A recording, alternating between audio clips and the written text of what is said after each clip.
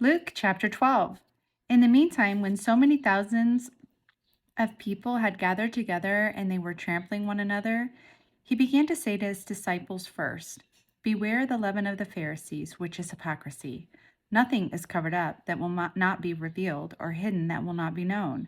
Therefore, whatever you have said in the dark shall be heard in the light, and what you have whispered in private rooms shall be proclaimed on the housetops.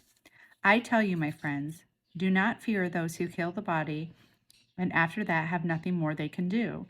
But I will warn you whom to fear. Fear him who, after he has killed, has authority to cast into hell. Yes, I tell you, fear him. Are not 5 sparrows sold for 2 pennies?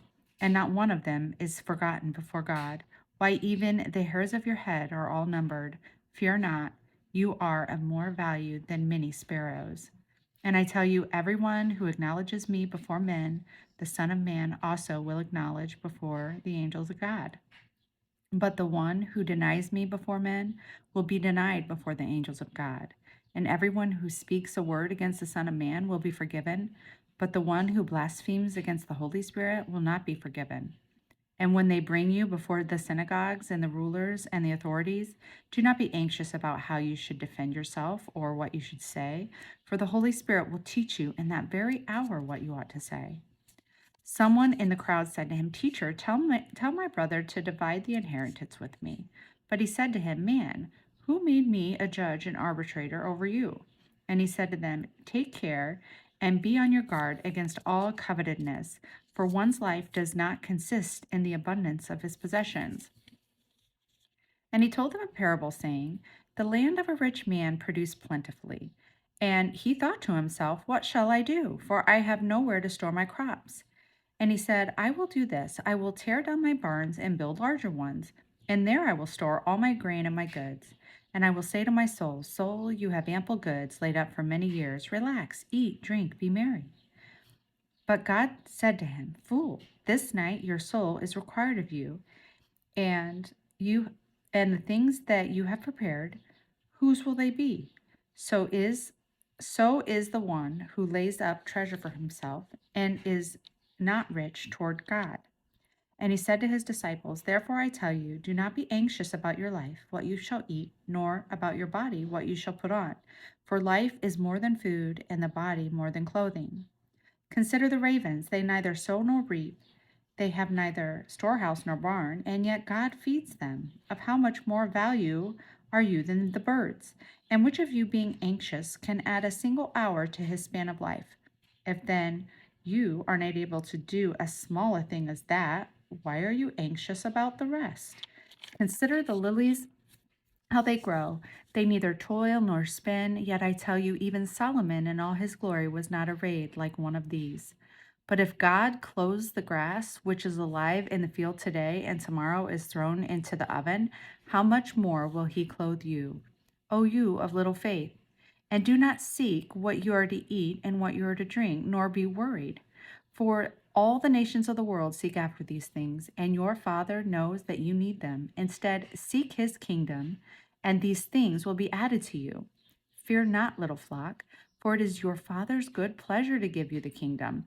Sell your possessions and give to the needy. Provide yourselves with money bags that do not grow old, with treasure in the heavens that does not fail, where no thief approaches and no moth destroys. For where your treasure is, there your heart will be also. Stay dressed for action and keep your lamps burning, and be like men who are waiting for their master to come home from the wedding feast, so that they may open the door to him at once when he comes and knocks. Blessed are those servants whom the master finds awake when he knocks. Truly I say to you, he will dress himself for service and have them recline at table, and he will come and serve them. If he comes in the second watch or in the third and finds them awake, blessed are those servants. But know this, that if the master of the house had known at what hour the thief was coming, he would not have left his house to be broken into.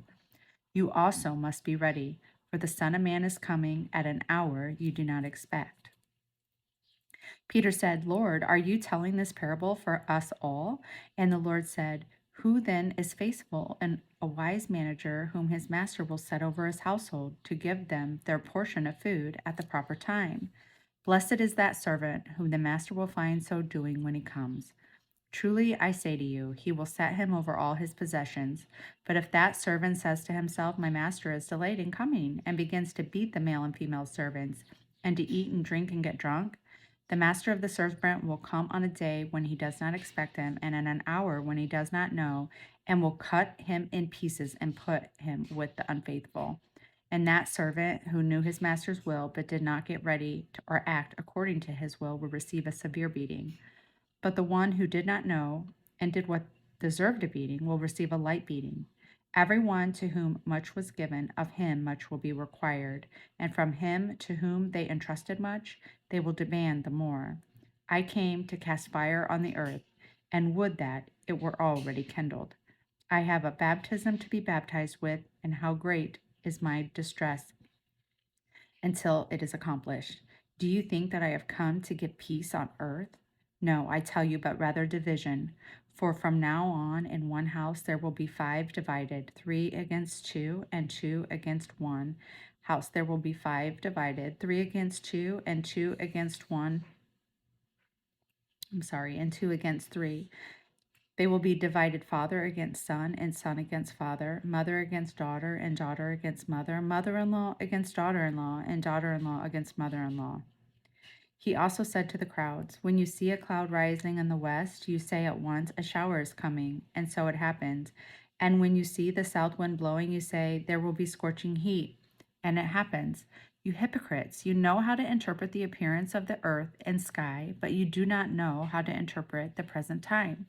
And why do you not judge for yourselves what is right? As you go with your accuser before the magistrate, make an effort to settle with him on the way, lest he drag you to the judge, and the judge hand you over to the officer, and the officer put you in prison. I tell you, you will never get out until you have paid the very last penny.